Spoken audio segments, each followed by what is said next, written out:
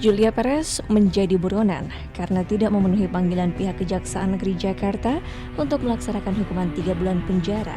Jupe kabarnya belum mendatangi kantor Kejaksaan Negeri karena belum menerima 2 surat panggilan yang dilayangkan ke Jari. Kabarnya surat pemanggilan tersebut tidak disampaikan langsung pada Jupe atau keluarganya, tapi melainkan hanya dititip pada RT setempat yang kemudian mengembalikan surat tersebut pada pihak Kejaksaan Negeri Jakarta. Benarkah demikian? Pemberitahuan putusan atau kepada terpidana itu tidak mesti harus melalui mekanisme pemanggilan. Ya. Yang pasti memang harus diberitahukan.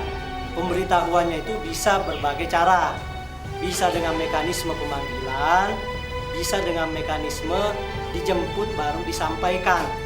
Nah, itu sehingga yang bersangkutan tidak menerima pemberitahuan bukan alasan untuk tidak melaksanakan putusan, apalagi melalui pemberitaan secara luas yang bersangkutan sudah mengetahui bahwa ada putusan pidana yang dijatuhkan kepada yang bersangkutan yang mewajibkan dia menjalani pidana selama 3 bulan. Kemudian pihak jaksa selaku eksekutor juga sudah melakukan pemanggilan. Nah, terhadap keadaan ini tentu sudah melebihi dari sebuah pemberitahuan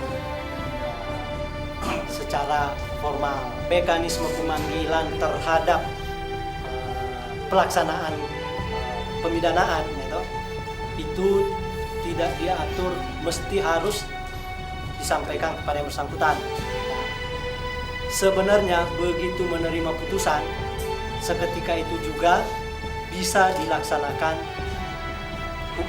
pemidanaan dengan eksekusi.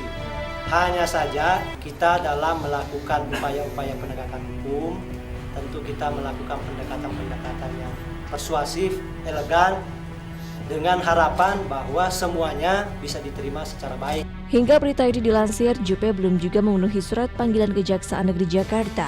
Namun jika Jupe berbesar hati untuk mendatangi kantor Kejaksaan Negeri Jakarta tanpa dipanggil, Andi Herman selaku Kepala Kejaksaan Negeri Jakarta mengaku akan mengapresiasikan kekasih Gaston Castagna itu.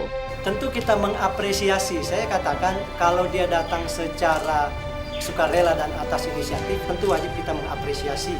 Ya, hanya saja sekarang ini kan kita tidak dapat informasi ketidakhadirannya itu karena apa.